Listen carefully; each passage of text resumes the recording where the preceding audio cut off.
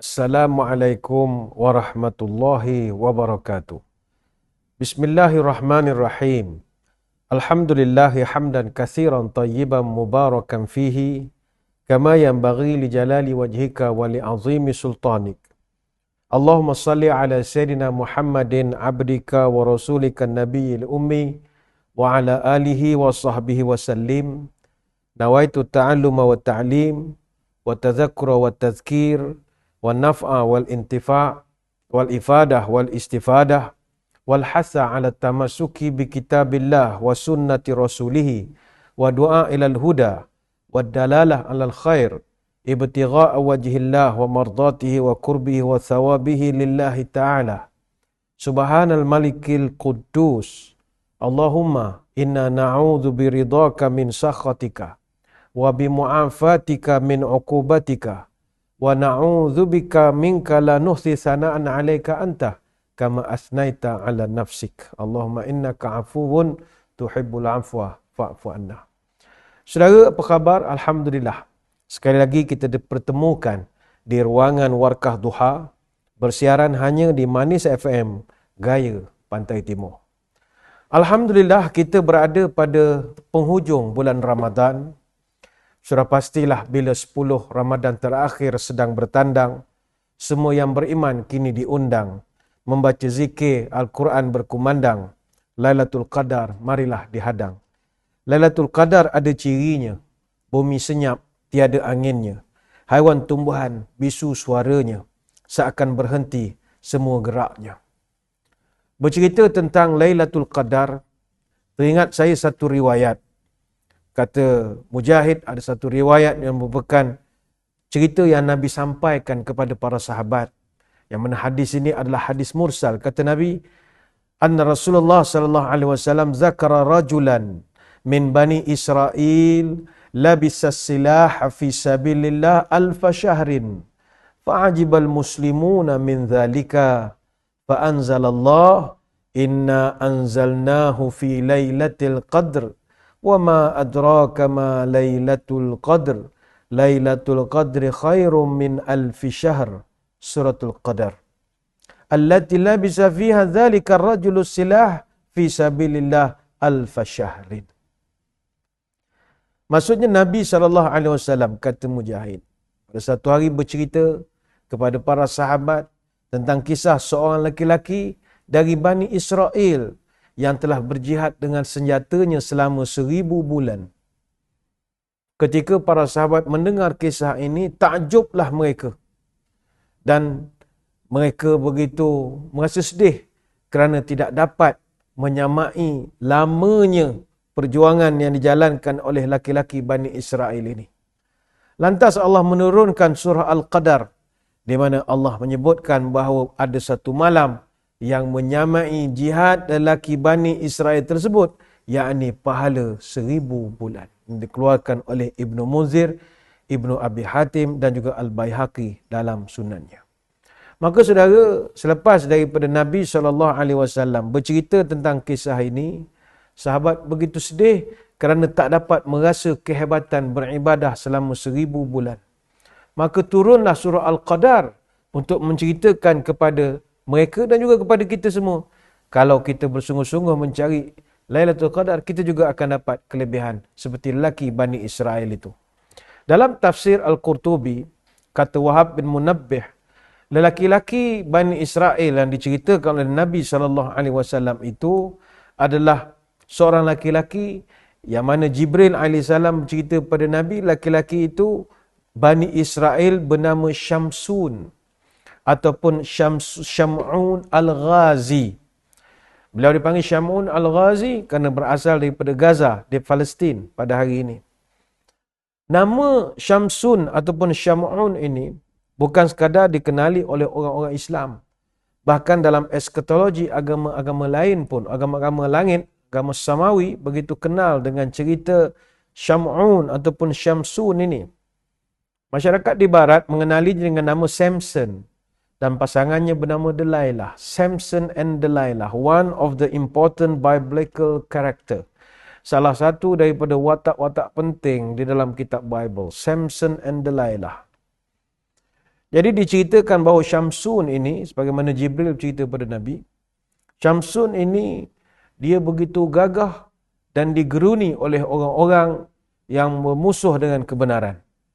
Jadi ramai orang berusaha nak membunuh dia. Tetapi dia berjaya berjuang, memerangi mereka hanya dengan bersenjatakan janggut unta saja. Jadi diceritakan ramailah daripada musuh-musuh beliau telah berusaha bermacam-macam cara nak menamatkan riwayatnya. Sampai peringkat mereka berpakat dengan isteri kepada Syamsun untuk membunuh suaminya sendiri. Jadi diringkaskan cerita, isteri dia pada waktu malam dia telah ikat suaminya masa tidur, diikat dengan rantai besi. Tapi walaupun diikat dengan rantai besi, Syamsun menggeliat saja, putus rantai besi tersebut. Kemudian isterinya pernah berusaha sampai nak mengikatnya dengan besi yang paling kuat. Begitu tak pernah berjaya. Akhirnya perbuatan isterinya itu, Syamsun perasan. Lantas dia kata, kalau betul awak nak bunuh saya atau nak menyebabkan saya terkorban, saya ajarkan sebab cara petuanya. Kalau saya tidur, keratlah rambut saya. Nescaya kamu akan tengok perubahan. Ternyata isterinya ikut apa yang suaminya beritahu. Waktu malam dia kerat rambut Syamsun. Bila rambut Syamsun dah kerat, akhirnya datanglah musuh dia serbu, dia tak dapat melawan. Jadi mereka ikat kaki dan juga tangan, dan Syamsun ketika itu kalah. Jadi diceritakan Syamsun telah diikat, dibawa ke kawasan musuh, dia telah diseksa. Dia katakan bahawa dia telah dikerat telinganya, dikerat lidahnya, bibir, kedua kakinya juga dipotong, begitu juga tangannya, sampai dikatakan matanya pun itu dicungkil. Sehingga dalam keadaan terseksa begitu, Syamsun Al-Ghazi telah berdoa kepada Allah supaya dia dikembalikan sempurna seperti sebelumnya. Dan dia berjanji akan menghancurkan kesemua musuh-musuh Allah kalau ditakdirkan dia sihat nanti. Dan diringkaskan cerita, akhirnya Syamsun Al-Ghazi, tubuh badannya dipulihkan semula, dan akhirnya dia mengabdikan diri kepada Allah selama 83 tahun 4 bulan. Bersamaan 1000 bulan, dan dia jihad fi sabilillah selama 1000 tahun juga. Jadi inilah kisah yang disampaikan oleh Jibril, dan oleh Jibril kepada Nabi, dan Nabi sampaikan kepada sahabat, dan ini merupakan hadis mursal. Saudara, apa pelajaran daripada kisah ini? Kemuliaan Lailatul Qadar. Sebab itu bagi kita, orang yang biasa-biasa, mendapat peluang ibadah 1000 bulan, ini satu kelebihan yang tak boleh kita lepaskan. Maka buatlah amal ibadah yang boleh menjadikan kita ni nampak ataupun berjumpa dengan Lailatul Qadar.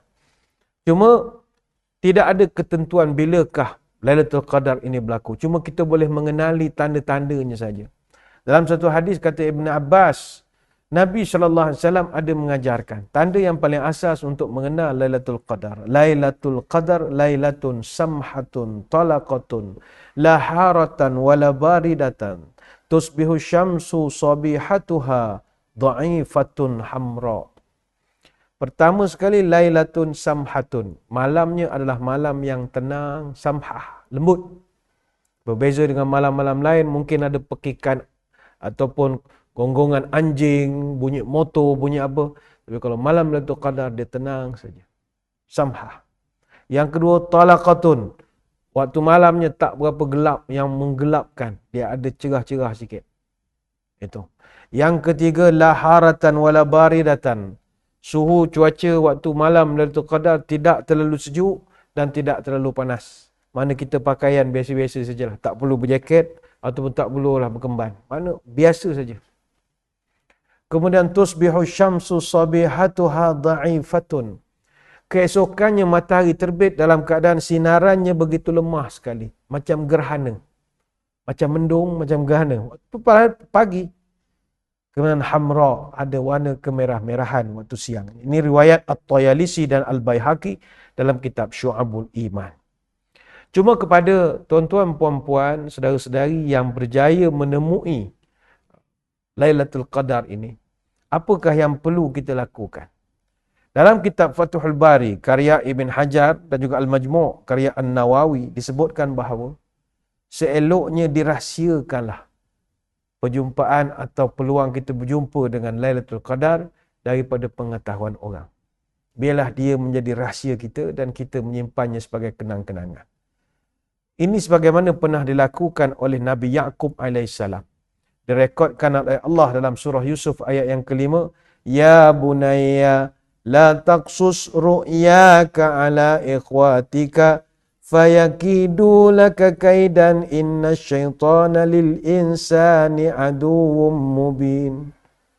Ayahnya telah berkata, wahai anakku, janganlah kamu ceritakan mimpimu itu kepada saudara-saudaramu. Nescaya mereka akan membuat sesuatu untuk membinasakanmu. Sesungguhnya syaitan itu adalah musuh yang nyata bagi manusia. Surah Yunus ayat 5. Maka kata para ulama, kalau bertemu dengan Lailatul Qadar, diam-diam sajalah. Tak payah cerita dekat orang, tak payah nak masuk ke dalam Facebook. Wow, status tulis, Alhamdulillah terpilih. Orang akan mempermainkan kita nanti. Walaupun kita memang dapat betul, tapi disebabkan kita ni jenis hoha-hoha sedikit, cerita kita itu jadi bahan lucu orang lain. Kadang-kadang tak tunggu orang lain, isteri sendiri pun barangkali ketawa dia. Kalau kita kata kita dapat Lailatul Qadar, dia akan sindir kita, awak sembahyang subuh pukul 8, macam mana nak mendapat Lailatul Qadar? Jadi lebih baik didiamkan sahaja. Andai kata dapat dipertemukan dengan Lailatul Qadar. Cuma, saudara sekalian, ada satu masalah. Di saat kita berusaha untuk mendapatkan Lailatul Qadar ini, rupanya ada satu hadis, Nabi SAW menyebutkan bahawa peluang untuk mendapat Lailatul Qadar ini terbuka kepada siapa-siapa saja. Tetapi ianya akan terhalang kepada beberapa golongan. Yang ini yang paling kita khawatir termasuk dan terjebak dalam golongan ini. Dalam satu riwayat disebutkan, yaqulun ya Jibril ma sana'allahu fi hawaijil mu'minina min ummati Muhammad. Nabi bertanya, wahai Jibril, apakah yang akan dilakukan kepada doa-doa yang dipanjatkan pada malam ini? Bukankah doanya berbilion, manusia ramai, semua berdoa. Jadi apa yang akan dilakukan? Jawab oleh Jibril, Inna Allah Ta'ala nazara ilaihim wa'afa anhum wa ghafara lahum. Allah Ta'ala akan memandang kepada mereka, mengampunkan mereka, menghapus kira segala kesalahan-kesalahan mereka. Ini jawab Jibril. Illa arba'ah. Kecuali 4 golongan, yang ini tak dapat. Siapa yang akan malang itu? Faqalu man ha'ula'i arba'ah. Siapakah 4 golongan itu? Faqala mudminu khamrin. Wa akun liwalidayh. Wa qati'ur rahim. Wa musyahin. Qila ya Rasulullah wa manil musyahin? Qal huwal musarrim, yani alladhi la yukallimu akhahu fawqa 3 ayyamin. Nabi bertanya kepada Jibril alaihissalam tentang Allah Ta'ala mustajabkan semua doa-doa. Tapi Jibril kata kecuali 4. Lantas Nabi tanya, siapakah yang 4 ini? Maka dijawab oleh Jibril, mudmina khamrin. Ini siapa? Ini kita jauhkan diri daripada kelompok ini. Pertama, mudmina khamrin. Orang yang masih minum minuman keras. Masih mabuk-mabukkan. Masih belum mau bertaubat. Ini maknanya mudminu khamrin. Orang yang masih konsisten minum. Kalau tuan-tuan yang mungkin ada yang dulu zaman-zaman muda pernah minum. Ini cerita afallahu amma salaf. Let bygone be bygone. Allah ampun mudah-mudahan. Dia yang Tuhan murka ini adalah orang yang masih lagi minum. Masih lagi. Mudminu khamrin. Yang kedua, kata Jibril, orang yang tak mendapat wa'akun liwalidayh. Orang yang derhaka kepada ibu bapa mereka. Akun liwalidayh. Kemudian yang ketiga, waqati'ur rahim. Qati'ur rahim ini adalah orang yang memutuskan tali silaturahim. Cuma silaturahim ini jangan hanya dipahamkan dalam konteks hubungan sesama Islam. Bahkan silaturahim ini rahimul mar'ah ay baiti mambati waladaha wa wa'ahu wa minhu. Yang dikatakan silah ar-rahim, rahim itu adalah rahim wanita, iaitu tempat di mana janin berkembang dan dilindungi. Maka ista'irur rahim lil qarabah li kaunihim kharijina min rahim wahidah.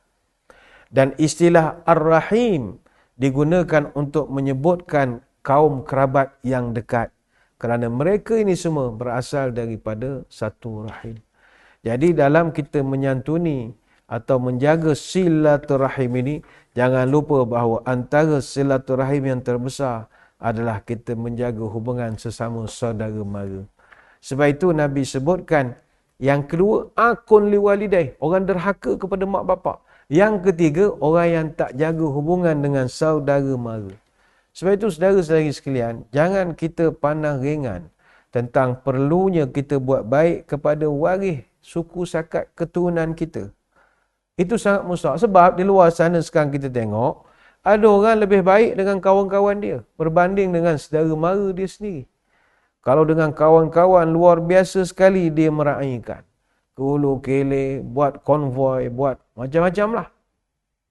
Tapi dengan saudara mara, ada majlis tak pernah balik, tak pernah berkumpul, sibuk sangat. Tapi untuk kawan-kawan sempat. Ada orang kadang-kadang dia bantu orang sana, bantu orang sini. Alhamdulillah kita ucap terima kasih. Tapi yang wajar untuk dia bantu lebih utama adalah saudara mara dia dulu. Saudara mara dulu. Oh tak boleh ustaz, nanti kroni. Tak ada istilah kroni dalam membantu orang susah. Bantulah. Utamakan saudara kita dulu. Sebab itulah, jagalah hubungan silaturahim mak bapak kita sampailah orang yang ke atas kita. Kalau ke atas, mak bapak, mak saudara, datuk, nenek, moyang, buyut, cakawari, cilawagi, sampai atas-atas. Ini semua adalah orang yang silah ar-rahim, silaturahim kita. Sama juga hubungan kita ke bawah. Kita, anak, cucu, cicit, piuk, piat, cicuk, miat, miut, oneng, sampai ke bawah sekali. Ini semua adalah orang-orang yang kita mesti mahu jaga. Sebab itu orang Arab, walaupun titik temu keturunan mereka pada datuk yang ketujuh, tetapi mereka akan tetap jaga hubungan asalkan sama marga, kata mereka. Itu yang ketiga. Yang keempat, orang yang tak akan dapat diampuni oleh Allah dan tidak dapat merasa pun Lailatul Qadar adalah musyahin. Musyahin ni, wa manil musyahin? Sahabat bertanya, siapa musyahin ya Rasul? Nabi menjawab, huwa musarrimul ladzi la yukallimu akhahu fawqa salasati ayyam. Orang musyahin adalah orang yang tidak mau bercakap dengan saudara maranya lebih daripada 3 hari. Sebab itu saudara, kalau nak kelahi, biarlah ada cara. Rasulullah SAW dalam satu hadis ada menyebut secara khusus tentang nasib orang-orang yang bermusuhan sesama Islam. Nabi menyebut, tuftahu abwabul jannah yawma itsnain wa yawmal khamis wa yaghfiru likulli 'abdin la yusyriku billahi syai'a illa rajulan kanat bainahu wa baina akhihi syahna. Nabi bercerita pintu-pintu syurga dibuka pada setiap hari Isnin dan hari Khamis dan akan diampuni seluruh hamba kecuali yang berbuat syirik kepada Allah dan orang yang bermusuhan dengan saudaranya. Fayuqal anziru hadaini hatta yastaliha. Anziru hadaini hatta yastaliha. Anziru hadaini hatta yastaliha. Selepas itu Nabi pun bangun dan Nabi pun mengucapkan, tangguhkanlah kedua orang ini sampai keduanya berdamai. Tangguhkanlah kedua orang ini sampai keduanya berdamai. Nabi nak menceritakan bahawa orang yang berkelahi akan ditangguhkan masuk surga sampai dia berdamai. Walaupun di dunia dia banyak amalan soleh, datang masjid, tolong orang susah, tapi dia berkelahi dengan saudara mara, jadi penyebab untuk dia tidak masuk surga secara terus. Dia akan diminta dulu oleh malaikat, damai dulu, baru boleh langkah.